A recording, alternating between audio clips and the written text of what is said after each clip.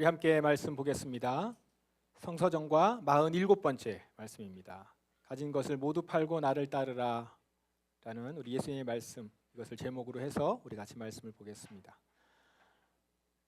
최근에 출간된 자녀 교육 책들을 쭉 보면은 대부분이 이제 AI 시대라는 것을 염두에 두고 책이 다 나왔습니다. 이 AI 시대에 자녀에게 무엇을 가르쳐야 하는지 이런 것들을 다룹니다. 단순히 지식이나 정보를 습득하게 하는 그런 교육에서 벗어나서 사람들과 서로 상호작용하는 가운데 사회적으로 잘 어울리게 하는 교육, 이런 부분이죠. 그리고 스스로 생각하고 창조할 수 있는 능력, 이것을 키워줘야 되는 교육, 이런 것이어야 한다, 이렇게 이제 말을 합니다. 그 중에도 무엇보다 새로운 것을 수용하고 배우는 개방성 역량, 이것을 길러줘야 한다, 이런 이야기를 아주 강조하고 있습니다. 기술 발전이 빠르게 진행되는 이 시대부터 시작해서 이제 미래 시대에는 한 사람이 보통 직업을 8개 정도 가질 것이라고 해요.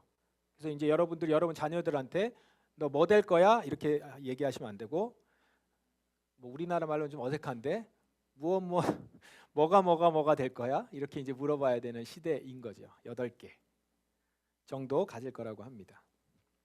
이런 시대이기 때문에 무엇보다 새로운 것을 열린 마음으로 배우고 받아들이는 개방성과 수용성이 매우 중요한 역량이 될 것이다, 이렇게 말하는 겁니다. 오늘 마가복음에는 이렇게 개방성과 수용성이 높은 사람이 한 사람이 나옵니다. 예수님께서 길을 떠나려고 하는데 한 사람이 달려와서 예수님 앞에 무릎을 꿇습니다. 그리고 이 사람이 이렇게 묻습니다. 선하신 선생님, 영원한 생명을 상속받으려면 무엇을 해야 합니까? 지금 떠나려고 하는 예수님께 달려와서 붙잡고 물어보는 모습, 이 사람은 일단 배우려는 열망이 굉장히 높죠. 보통 그런 열망이 별로 없는 사람들은 이제 가면 아이고 가시네, 아쉽다, 이러고 이제 넘어갈 텐데, 이 앞에 무릎 꿇고 지금 붙잡고 묻는 거예요. 매우 적극적인 사람입니다. 마태복음에는 이 사람이 청년이다, 이렇게 나와요. 청년이라고 기록되어 있습니다. 그러니까 오늘날로 말하자면 이런 사람은 이제 전도 유망한 젊은 인재인 거죠. 현대에 살았어도 성공할 만한 자질을 갖춘 젊은이입니다. 게다가 단지 성공을 위한 지식 추구가 아니었어요. 그는 영적인 것에 관심이 매우 높았습니다. 영원한 생명, 영생에 대해서 갈망함이 있었던 겁니다. 청년의 이 질문에 예수님이 대답을 합니다. 내가 계명을 안다. 살인하지 마라, 간음하지 마라, 도둑질하지 마라, 거짓 증거를 대지 마라, 속이지 마라, 내 부모를 공경하라. 이 뭡니까? 10계명이죠. 10계명. 10계명 중에서 인간관계에 관련한 6개 계명입니다. 청년은 저희보다도 더 금방 알아들었죠. 예수님의 대답을 듣자마자 자신 있게 말합니다. 저는 어려서부터 이 모든 계명을 지켰습니다. 와, 그러니까 그 얘기를 딱 할 수 있을 만한 사람이었던 거예요. 확실히 인재 맞죠? 어릴 적부터 성실하게 신앙생활을 하면서 율법을 지켰던 모범생이었다, 이겁니다. 예수님은 그 말씀에 보면 이렇게 나와 있죠. 이 청년을 보면서 사랑스럽게 여기셨다. 예수님이 사랑스럽게 여기실 때 표정이 어떨까요? 성실히 계명을 지켰을 뿐만 아니라 지금도 열정적으로 배우기를 즐거워하고 있는 이 청년을 아마 기쁘게 바라보셨던 것 같아요. 대견하게 바라보셨을 수도 있겠죠. 그런데 그러면서 그치질 않습니다. 우리 예수님 그렇게 끝나지 않죠. 이렇게 말씀하십니다. 내게 부족한 것 하나가 있다. 가서 내가 가진 모든 것을 팔아 가난한 사람들에게 주어라. 그러면 하늘에서 보화가 있을 것이다. 그리고 와서 나를 따르라. 어려서부터 계명을 다 지켜왔던 청년이에요. 그렇지만 이 청년에게 한 가지 결정적으로 빠진 것이 있다는 거죠. 뭐냐면 재물에 관한 것입니다. 이 성경 바로 뒤에 설명이 나오지만 이 청년은 부자였습니다. 청년인데 부자예요. 젊은인데 부자예요. 그러면 비트코인을 했거나 주식을 했거나 이런 게 아니에요. 지금도 그렇게 해가지고 부자 된 경우 거의 없고 부모에게 상속을 받은 거겠죠. 부모에게 상속을 많이 물려받은 덕일 겁니다. 요즘도 이런 사람들 있죠. 부유하게 자라서 어두운 구석 하나도 없는 아주 순수한 청년. 그러면서 말도 잘 듣고 똑똑하고 성실하게 잘 자란 엄친아 같은 젊은이. 지금 이 청년이 그런 청년인 것 같아요. 그러니 자기가 지금 영원한 생명을 상속받았는 데 있어서 어떤 결격 사유가 없을 거라고 스스로 좀 생각하고 있지 않겠어요? 마음 가운데. 지금 무릎 꿇고 있지만 아마도 확인받고 싶었던 것 같아요. 내가 이렇게 열심히 살았는데 정말 영원한 생명을 받을 수 있는 사람이다라는 걸 이제 확신하고 싶었던 거죠. 이 선생님한테 받고 싶었던 겁니다. 내가 이렇게 잘하고 있으니 분명 영원한 생명도 나는 상속받을 수 있는 적격인 사람이다. 인정받고 싶었을 겁니다. 왜 성취가 강한 사람, 성취도가 강한 사람, 되게 열심히 하는 사람들이 갖고 있는 특징 중에 하나죠. 혹시 자기가 생각지 못한 어떤 일들을 예수님이 지적하신다 하더라도 나는 이제까지 열심히 잘 해왔던 것처럼 충분히 해낼 수 있을 거라고 생각했던 것 같아요. 이제까지 잘해왔듯이. 그런데 자기의 생각을 훨씬 뛰어넘는 얘기를 좀 한 거죠. 예수님의 말씀은 뜻밖의 말씀이었습니다. 가진 소유를 다 팔아 가난한 사람들에게 주고 나를 따르라. 그래야 영원한 생명을 상속받을 수 있다. 예수님의 권면을 듣고 청년은 어떻게 반응했다고 나옵니까? 매우 슬퍼하며 떠나갔다. 그러니까 되게 실망한 거죠. 그러니까 앞에 제가 말씀드렸던 추측이 맞을 것 같죠? 어떤 기대에 차서 자기가 이룰 수 있는 것들을 확인받고자 그렇게 왔다가 전혀 뜻밖의 말을 듣고 슬퍼하며 떠나갔다. 늘 새로운 것을 배우기 좋아하고 성실하고 미래가 밝은 인재였지만 예수님을 따르지 못했어요. 지금 말씀을 듣기는 했는데 행하지 못한 겁니다.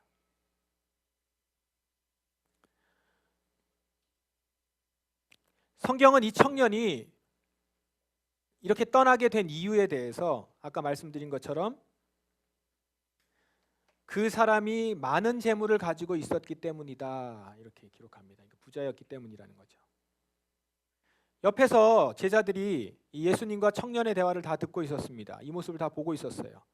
그리고 이제 예수님은 제자들에게 그렇게 바라보고 있는 제자들에게 이렇게 말씀하십니다. 부유한 사람이 부자가 하나님 나라에 들어가는 것이 얼마나 어려운가. 그러면서 이제 우리가 아는 유명한 말씀을 하시죠. 하나님 나라에 들어가는 것이 얼마나 어려운지 부자가 하나님 나라에 들어가는 것보다 낙타가 바늘기 지나가는 것이 더 쉬울 것이다.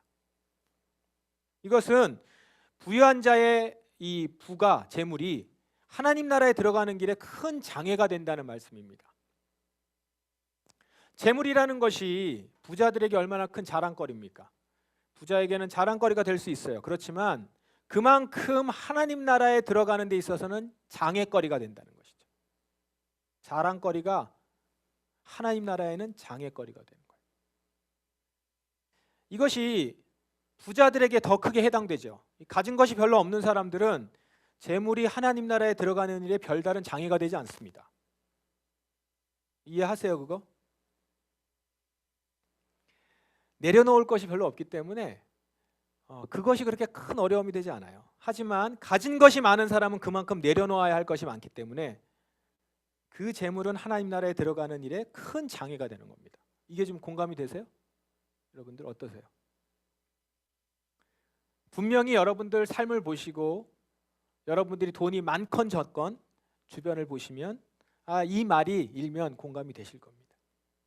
그러면서 우리는 부자 청년을 보면서 한 가지 중요한 삶의 지혜를 발견할 수 있어요.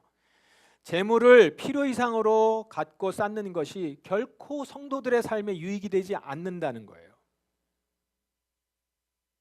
그렇게 재물을 쌓아봐야 주님께 가는 걸 막을 뿐이지 그 재물이 주님과 우리를 더 깊은 관계로 가게 하거나 친밀히 교제하는 일로 이끌지 못한다는 거예요. 그래서 여러분, 교회에서 재물을 많이 쌓는 것과 부자가 되는 것으로 축복을 남발하는 말씀은 사실 거짓된 겁니다. 성경은 그것을 추구하지 않아요. 추구할 수 없어요. 왜냐하면 그렇게 되면 주님과의 관계가 멀어지기 때문에. 이렇게 근심하고 슬퍼하며 돌아가는 일뿐이에요. 예수님 말씀 앞에 즉각적으로 행동하지 못한다는 것이죠. 생계를 위한 경제활동 꼭 필요합니다. 아무것도 하지 말라거나 돈이 필요 없다라는 것이나 돈을 부정한 것이라고 얘기하는 것이 아니에요. 나와 가족의 삶을 위해서 돈은 필요합니다. 그러나 필요 이상으로 더 많이 갖기 위해서. 분명히 지금 이 상태로 괜찮은데 나중을 위해서 혹 염려로 아니면 더 욕심으로 더 많이 갖기 위해서 주님과의 기본적인 교제 시간까지 없애가면서 돈을 버는 것, 이건 불필요할 뿐만 아니라 오히려 위험한 일이라는 것이죠. 그렇게 더 벌기 위해서 주님의 말씀 듣기를 미루고 주님의 만남을 미루는 일, 결국 주님을 쫓아서 본향으로 가는 길을 막게 하는 위험한 일임을 우리는 오늘 이 부자 청년을 보면서 받을 수 있는 교훈입니다. 자, 이렇게 예수님께서 얘기하시자 이제 제자들이 그 얘기를 들었는데 또 베드로가 가만히 있을 수 없죠. 베드로가 나섭니다. 보십시오. 우리는 선생님을 따르려고 모든 것을 버렸습니다. 자신들은 이 슬퍼하며 떠나버린 부자 청년과는 달리 모든 걸 버리고 주님을 따르고 있다는 점을 드러내고 있습니다. 사실 일면 맞죠? 그물을 버려두고 자기 가족들을 버려두고 예수님을 따른 겁니다. 이것에 대해서 예수님이 뭐라고 하지 않으셨습니다. 이렇게 말씀하셨죠. 축복의 메시지일 수 있는데 나와 복음을 위해서 자기 집과 형제, 자매, 어머니, 아버지, 자식 또는 밭을 버린 사람은 이 세상에서 핍박과 함께, 이게 좀 걸려요. 핍박과 함께 집, 형제, 자매, 어머니, 자녀 그리고 밭을 100배로 받을 것이다. 그리고 오는 세대에서는 영원한 생명을 얻을 것이다. 여기 아버지가 빠진 게 좀 걸리기도 해요. 또 아버지를 버렸는데 아버지는 받지를 못하는. 어머니 왜 이렇게 좋아하세요? 이 말씀 보시면 나와 복음을 위해서 자기 집과 사랑하는 가족 그리고 밭을 버린 사람은 이 세상에서 보상을 받는다는 거예요. 이 말씀을 이렇게 정리하면 핍박도 받을 수 있습니다. 핍박이 있겠죠. 하지만 동시에 자신이 주를 위해서 버린 것들을 100배로 다시 돌려받을 거라는 겁니다. 그리고 오는 세대에는 영생을 얻을 것이다. 약속합니다. 자, 이 말씀대로라면 부자 청년은 지금 너무 안타까운 거예요. 이 세상에서 핍박은 피할 수 있을지 몰라요. 잠시의 핍박은 피할 수 있을지 모르겠으나 주님이 갚아주시는 그 어떤 보상도 얻지 못하는 거죠. 더 중요한 것은 영원한 하나님 나라, 영원한 생명을 얻지 못하게 된다는 겁니다. 그가 율법을 그렇게 열심히 지켰음에도 불구하고. 진짜 슬픈 일, 안타까운 일 아니겠습니까? 이게 슬픈 일인 거예요. 이게 슬퍼하면서 그냥 돌아갈 것이 아니라 이렇게 되는 게 슬픈 일인 것이죠. 반면에 모든 걸 버리고 예수님을 따랐던 제자들 어때요?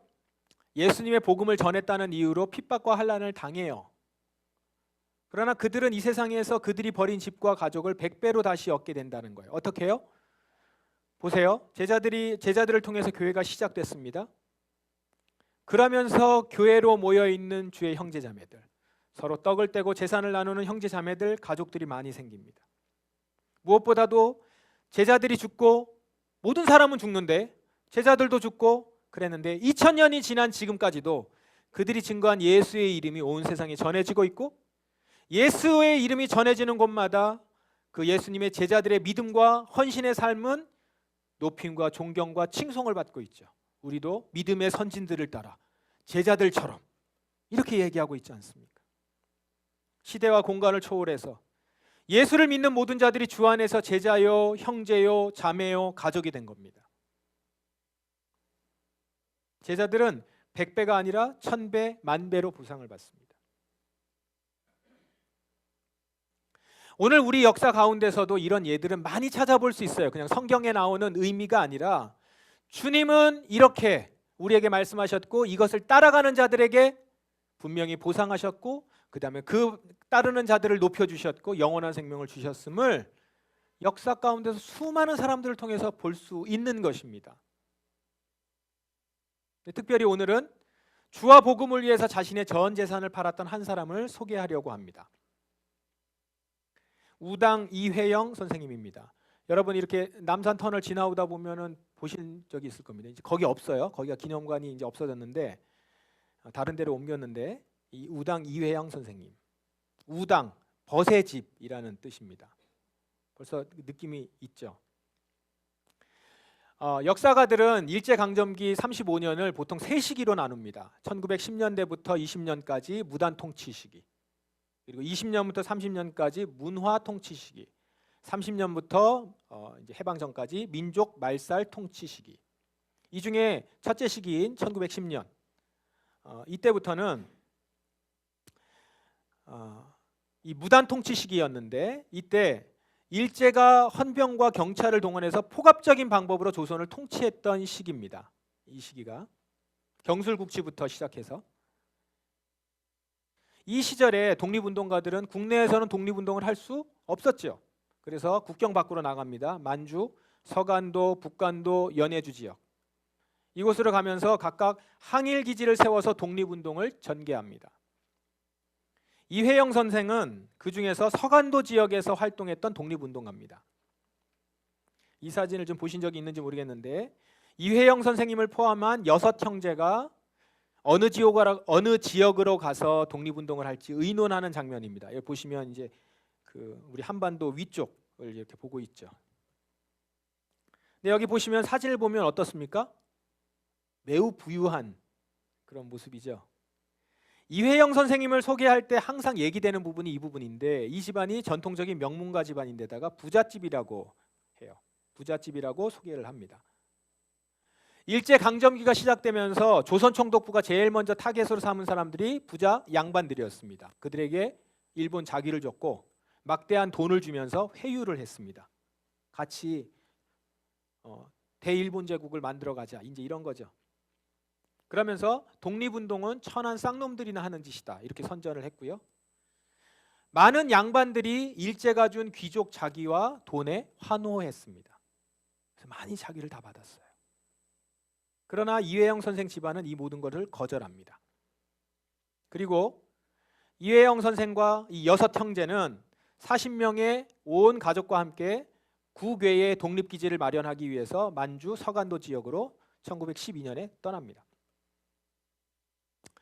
이때 독립운동 자금을 위해서 이제 재산을 모두 팔아요.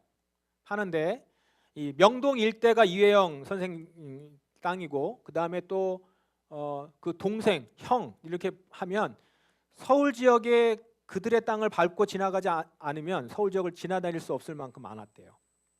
그래서 이걸 다 처분을 합니다. 땅과 재산을. 그 금액이 그때 당시 이게 어떤지 정확하게 모르겠는데 600억 원 규모였다고 해요. 이게 급하게 처분을 한 거예요. 그냥 빨리 처분하느라고 제대로 값을 받지 못했거나 그냥 버리고 간 땅도 허다하대요. 그래서 그걸 지금 다 따져보면 지금 가치로 약 2조에서 3조 원 정도 될 거라고 합니다. 그래서 이쪽 뒤쪽부터 시작해서 동대문부터 시작해서 구리까지, 거기까지 또 간대요. 그 600억 원 규모의 그 자금을 가지고 서간도로 갑니다. 이 서간도로 간 이회영은 그 일대에 그곳에 땅을 사고 세웁니다. 신흥무관학교, 들어보셨어요? 신흥무관학교를 세웁니다. 여기서 조직적인 군사훈련을 통해서 항일 무장투쟁을 이끕니다. 10년간 여기에서 배출된 졸업생 군인들이 3,500명. 이들은 김좌진 장군의 북로군정서, 홍범도 장군의 대한독립군에 대거 투입이 돼서 봉오동 전투, 청산리 대첩에서 맹활약을 해요.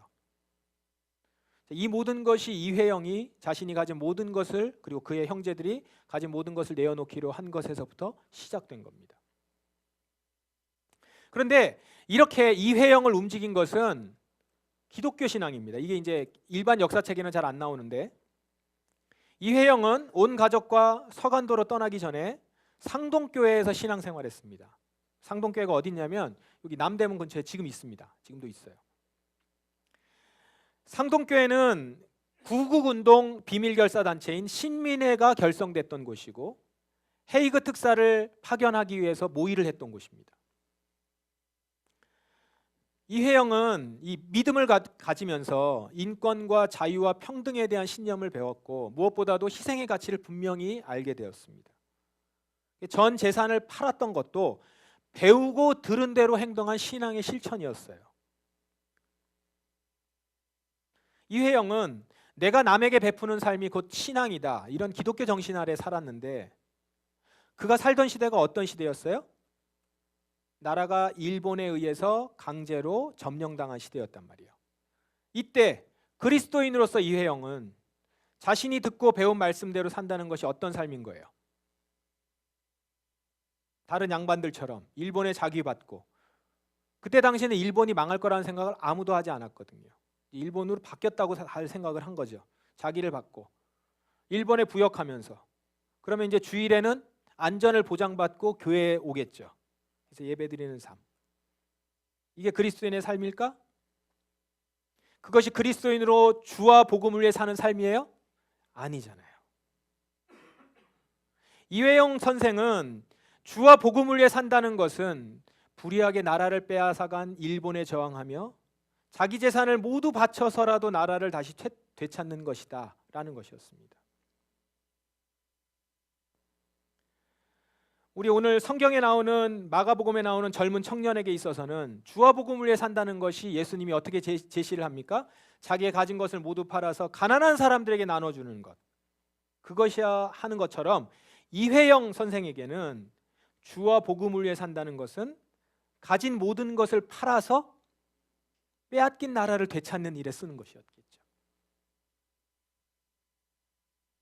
이회영은 복음을 듣고 들은 대로 행한 사람이었습니다. 그는 비록 독립운동으로 가진 돈을 다 써요. 다 써서 나중에는 세 끼밖에 못 먹었대요. 매일 세 끼 먹는 거 아닌가 했더니 그게 아니라 일주일에 세 끼. 그리고 그 형제 중에 몇 명은 죽었는데 어떻게 죽냐? 아사로 죽습니다. 이게 뭡니까? 굶어 죽었어요. 이회영 선생은 나중에 고문을 받아서 죽었고요. 한 명만 살아요. 6 형제 중에 한 명만 살아서 나중에 이승만과 함께 이제 우리 나라를 세우는 데 있어서 관료가 됩니다.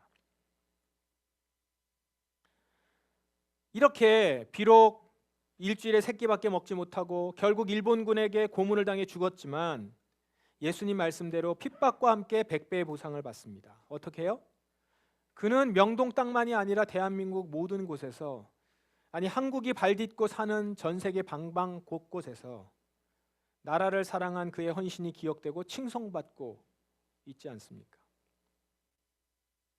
이회영을 기억하는 모든 땅이 그의 땅이 된 것이고 그의 나라가 된 것이죠. 어느 저널에서 기자가 이렇게 썼습니다. 우당 이회영으로 인해 우리는 대한민국이 되었습니다. 지금 우리 대한민국은 그의 후손들이라는 거죠. 그의 재산과 그의 피값으로 이 나라가 만들어진 것이죠. 이회영은 오는 세대에서도 분명 영원한 생명을 얻을 것입니다. 저 사진이 죽기 1년 전 정도에 찍은 사진이라고 합니다. 옆에가 이제 상동교회고요. 자, 오늘 예수님께서 여러분에게 너에게 부족한 것 하나가 있다. 가진 것을 모두 팔아 가난한 사람들에게 주고 와서 나를 따르라. 라고 말씀하신다면 여러분 어떻게 반응하시겠습니까? 듣고 슬퍼하며 떠나겠습니까? 아니면 듣고 순종하여 이 생의 보상과 내세의 영생을 모두 받으시겠습니까? 예수님께서 당장 여러분에게, 지금 부자 청년에게 말씀하셨듯이 똑같이 말씀하시지는 않을 수 있어요. 지금 당장 팔고 나를 따라와라 이렇게 얘기하시지 않을 수 있습니다. 그러나 그게 다행이다 이게 아니에요. 그렇다 하더라도 우리 모두에게 동일하게 말씀하시는 것은 현재 여러분이 가진 재물의 소유권은, 이 재물의 소유권은 여러분 자신이 아니라 하나님이라는 점이에요. 여러분은 주님의 것을 맡은 청지기로서 주신 물질을 주님의 뜻에 꼭 맞게 사용해야 하는 성도라는 것입니다. 그런 성도는 언제든지 예수님이 내어달라고 하시면 내어드릴 수 있는 사람인 거죠. 이것이 돼야 여러분 중간에 떠나지 않고 끝까지 예수님을 따를 수 있어요. 어느 순간 여러분에게 말씀하실 거예요. 저는 이 계명도 지켰고 이 계명도 지켰고 이것도 다 지켰는데요. 이제 영원한 생명을 상속받을 수 있겠습니까? 라고 할 때 분명히 이 부분을 한 번 더 얘기하실 거라는 거죠. 그때 이 말씀을 듣고 다 내어드릴 수 있어야 여러분은 중간에 떠나지 않고 끝까지 예수님을 따를 수 있고 영원한 생명을 그래야 얻을 수 있는 것입니다. 그렇다면 여러분이 가진 모든 재산이 하나님의 것이라는 것을 인정하는 사람은 어떻게 살아가요? 내가 가진 모든 재산을 주님의 뜻대로 사용하는 사람인 거예요. 정직한 헌금 생활, 11조 생활, 그것이 시작이 될 수 있을 겁니다. 그러나 끝은 아니에요. 완성은 아니에요. 그것을 시작으로 해서 나머지 10의 9도 가난한 사람을 돕고 주의 뜻에 따라 다 사용하는 데까지 나아가야 되는 것이죠. 주의 뜻에 따라 사용한다라는 것은 이 시대의 과제와 맞물려 있을 겁니다. 이 시대의 과제. 시대의 과제는 하나님이 지금 이 나라를 어떻게 바꾸시려고 하는가, 그 바꾸시려고 하는 부분이에요. 시대의 과제라고 하는 것은 하나님이 이 나라를 보시면서 바꾸시려고 하는 부분. 지금 하나님이 우리나라의 어떤 부분을 보고 아파하실까요? 우리의 재산을 어디에 쓰길 원하실까요? 이회영 선생이 살던 시대에는 불의하고 악한 일본의 강점으로부터 해방과 독립을 하는 것이었습니다. 그게 시대의 과제였죠. 하나님이 바꾸시길 원하시는 부분이었을 겁니다.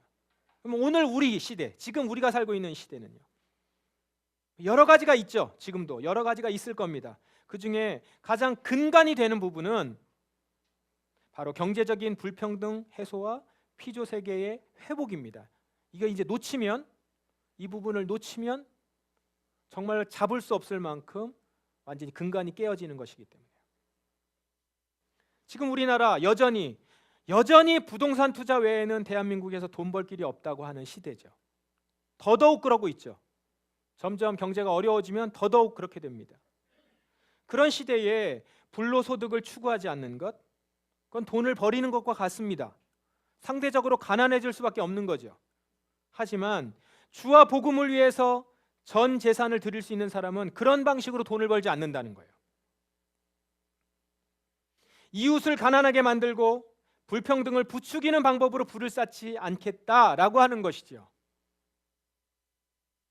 시대의 과제에 나의 재산을 드리는 것과 같은 겁니다. 또 주와 복음을 위해 재산을 버리는 사람은 불편하고 비용도 더 들지만 피조세계 회복을 위해서 나의 삶의 방식을, 라이프 스타일을 지속적으로 바꾸어가요.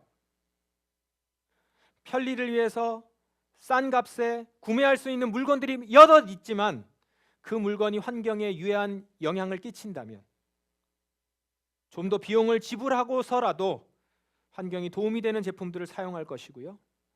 탄소 배출을 줄이고 쓰레기를 줄이는 소비로 방향을 바꾸어 갈 거예요. 사랑하는 여러분, 오늘 예수님의 말씀 앞에서 여러분도 가진 것을 모두 팔고 주님을 따라갈 수 있는 사람이 되셔야 하겠습니다.